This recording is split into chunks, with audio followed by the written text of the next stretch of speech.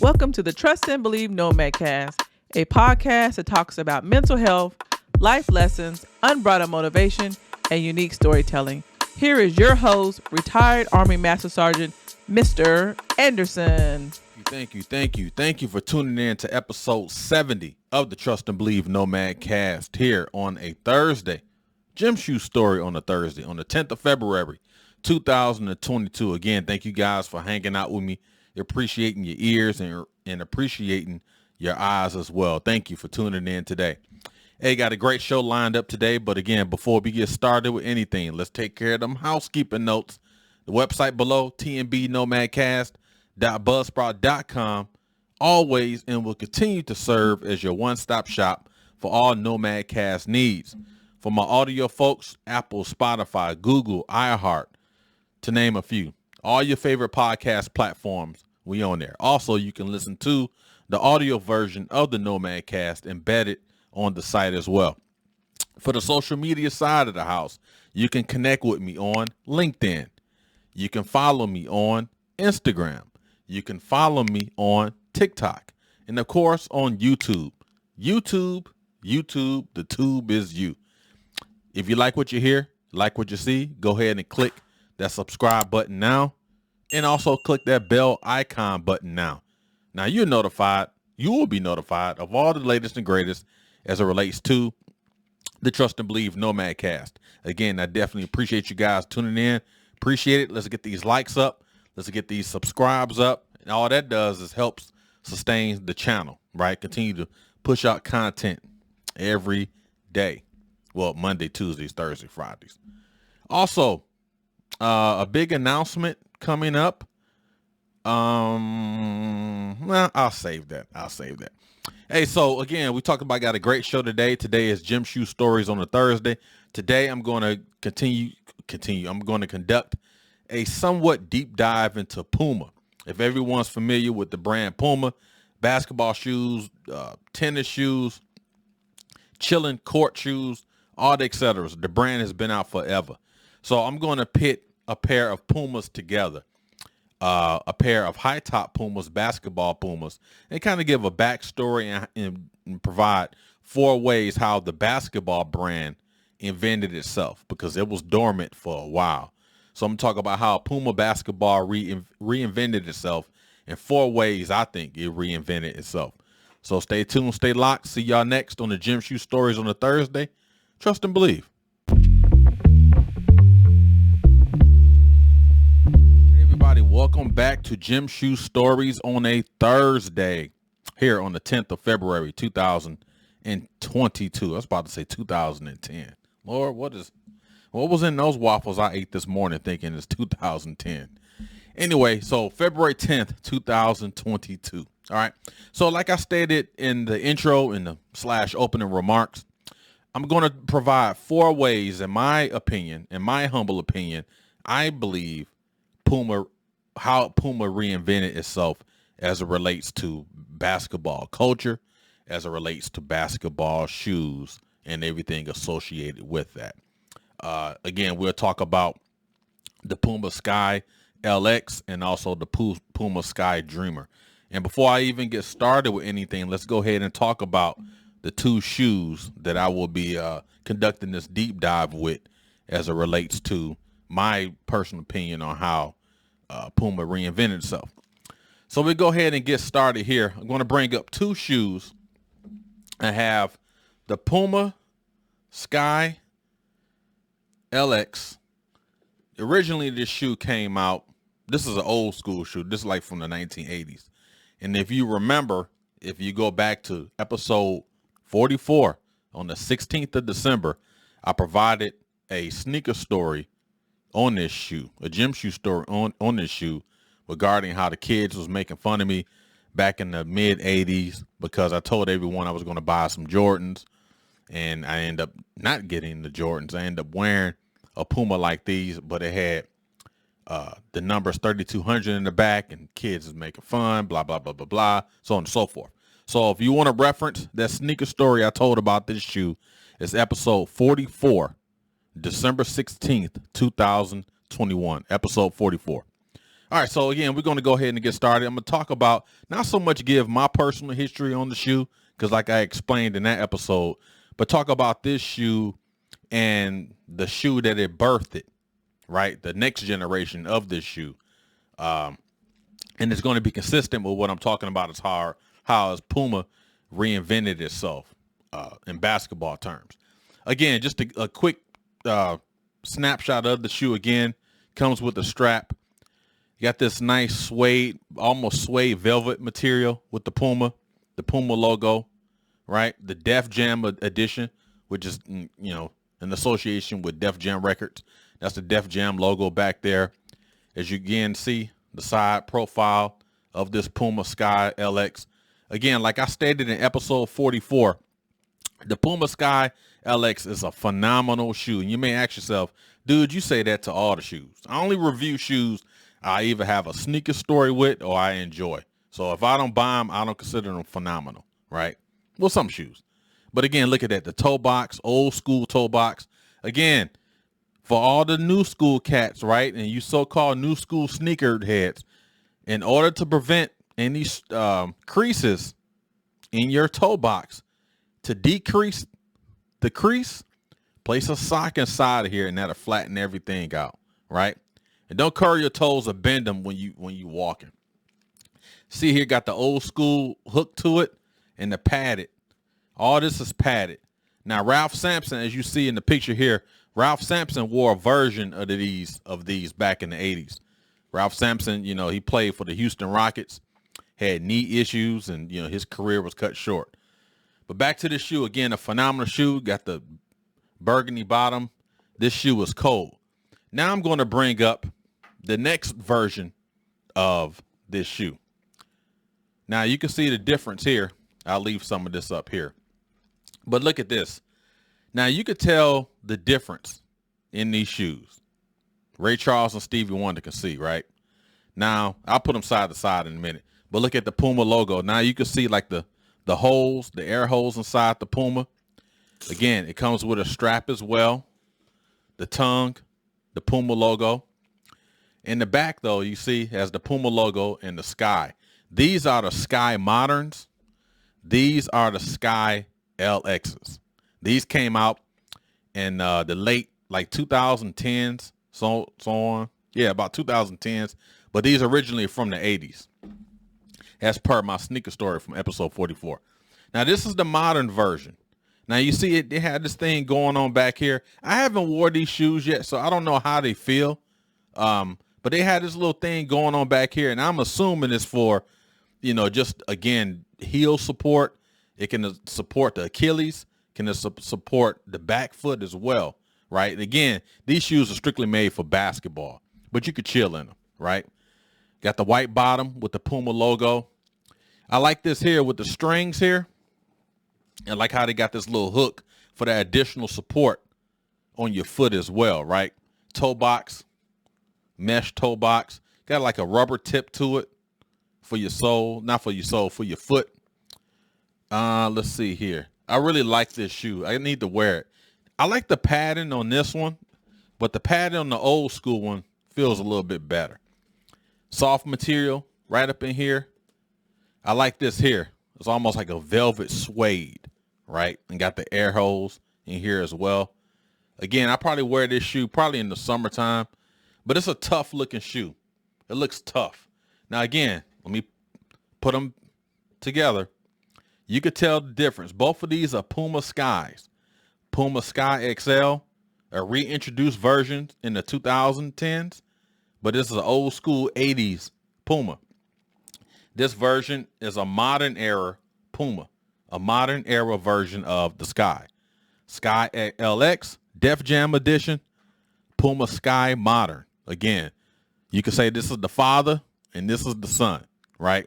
Again, phenomenal shoes. Puma has done a great job in reinventing themselves. Now I'll talk about this in my personal opinion of how Puma reinvented themselves in the basketball market. But two phenomenal shoes.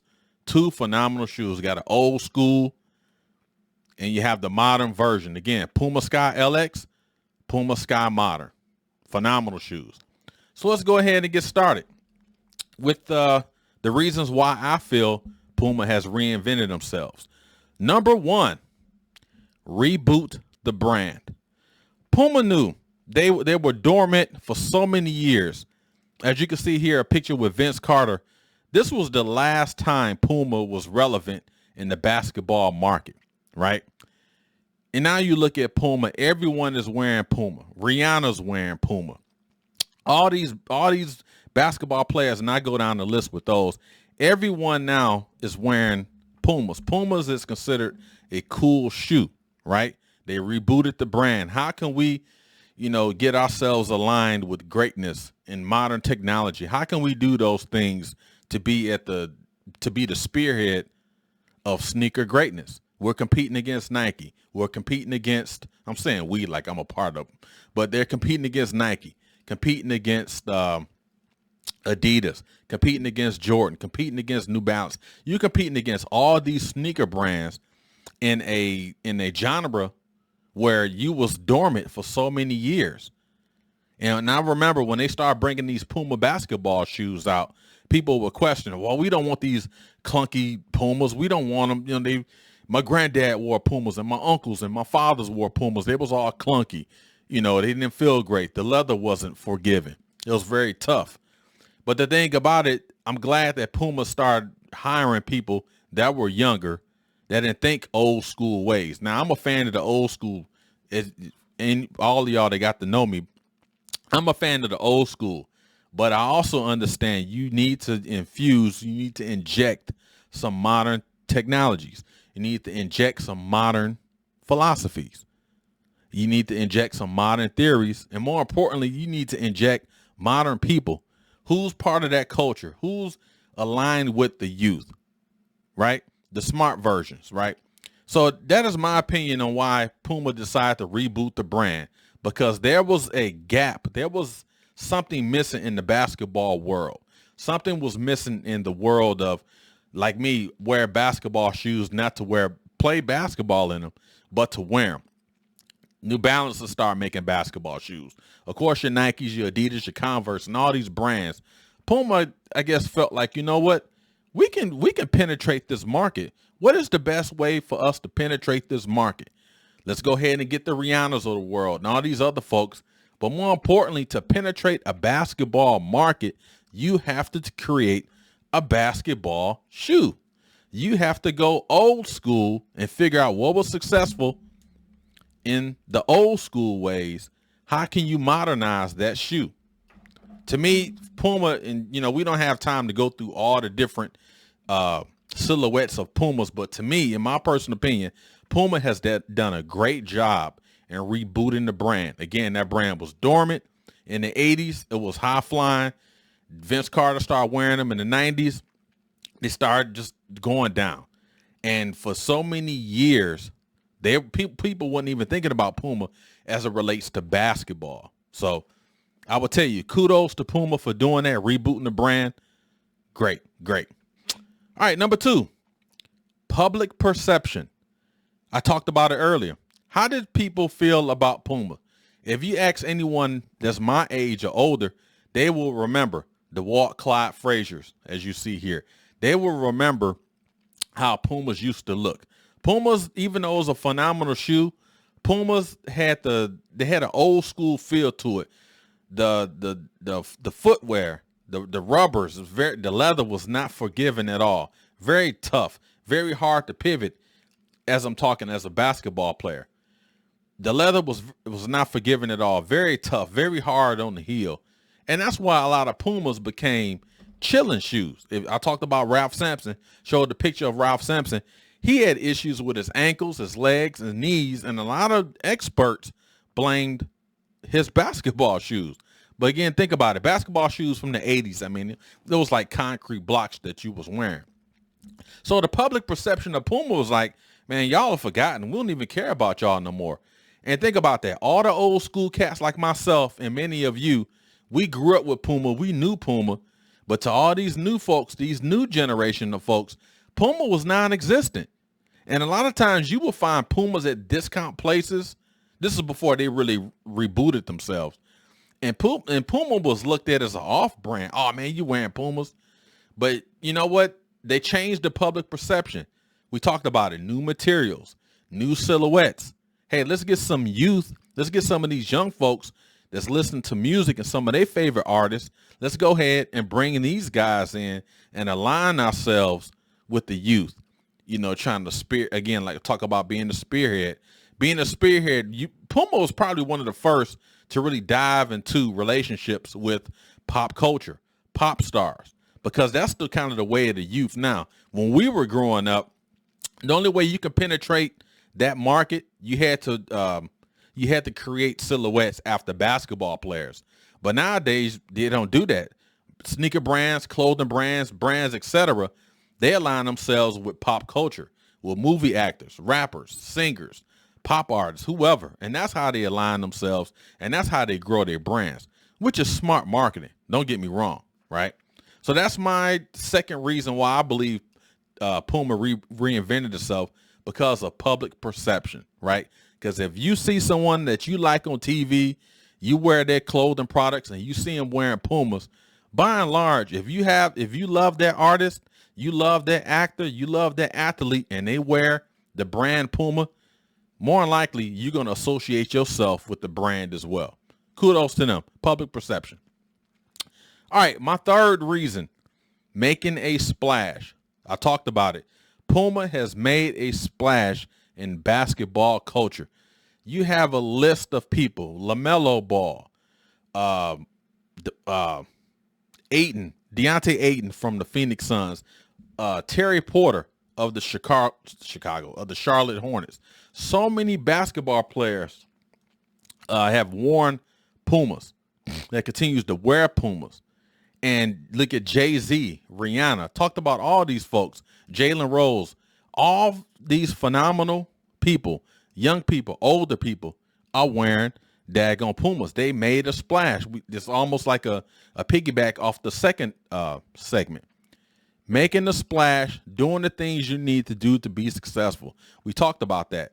So I give kudos to Puma for all these guys and gals that's sitting at the boardroom in Puma at the headquarters in Germany, right? Realizing, hey, we can penetrate this market. How can we acclimate ourselves to this market?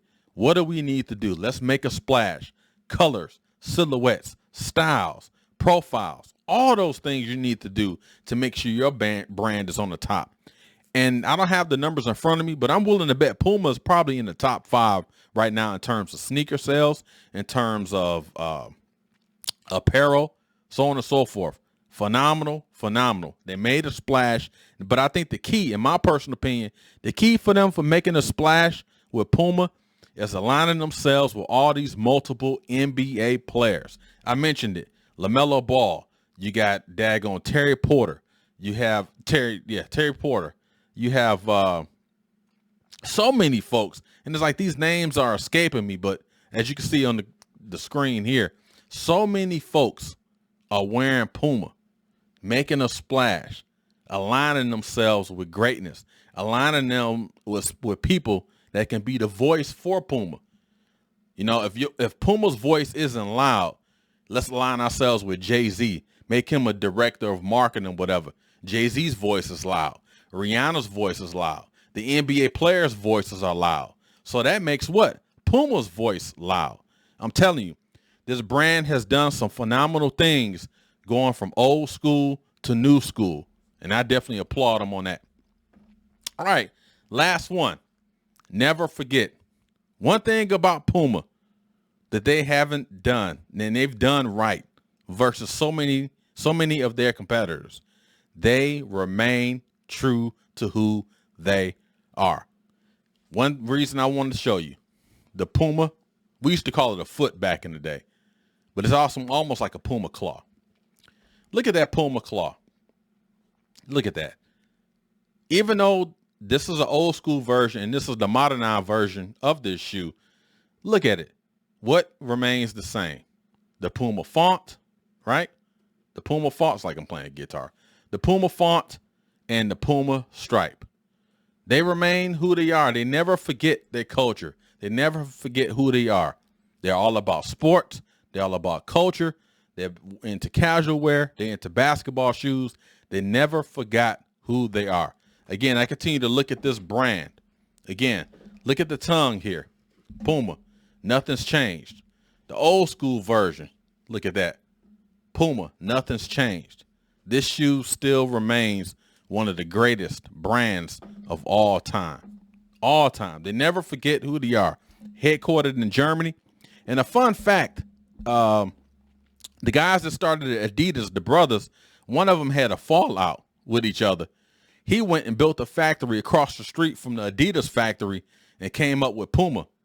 So you had one brother, two brothers that loved each other. They had a falling out. One of them split, built a factory across the street, right? So you got Puma here, Adidas here. They going at it for hundreds of years. Phenomenal story. Little tidbit in history right there. But to kind of just close this up, Puma never forgot who they were. They remember, how did we start ourselves? We start ourselves with basketball, with track, and some of these other sports. And yeah, we lay dormant for so many years. We didn't have a pulse in the basketball community. How can we get ourselves back to relevance? How can we do the right things to ensure that we're still part of this culture? Let's go back to our roots.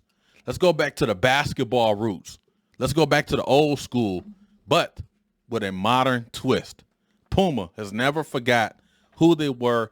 Kudos to Puma on that. One of my favorite brands of all time.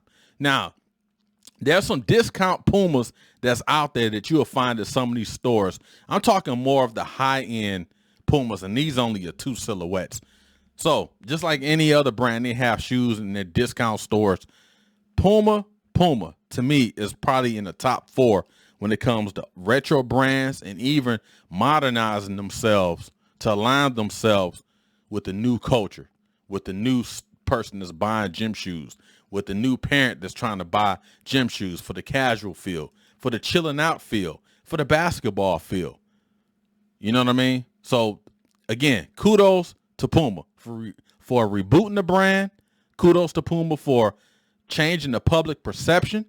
Kudos to Puma for making a splash. And more importantly, kudos to Puma for never forgetting who they are. Never forget Pumas, man. Puma Sky XL from the 80s with a 2010s modern twist. The Puma Sky Dreamer. Pretty much this is the dad and this is the son. And that's it. That's it. Little short gym shoe story on the Thursday. Again, I talked about these Pumas in episode 44 on the 16th of December, so you can check it out. I actually gave a sneaker story with that one. But again, thank you guys for tuning in. That concludes Gym Shoe Stories on a Thursday. Appreciate you guys. Hey, tomorrow we got a great show lined up. I had fun doing that book review last week, Leaders Eat Last. So I'm going to pick another book, and we'll go over it tomorrow. Definitely looking forward to that on Finally It's Friday. But again, today has been a Gym Shoe Story. Appreciate you guys tuning in. I hope I dropped a little knowledge on you. You know, it's always fun talking about these sneaker brands and doing a little research on them and so on and so forth. So I appreciate you guys tuning in to continue. Getting tongue tied here. Continue to be safe and sound. See you guys tomorrow on the Finally It's Friday. And let's say it all together. Trust and believe. See y'all tomorrow.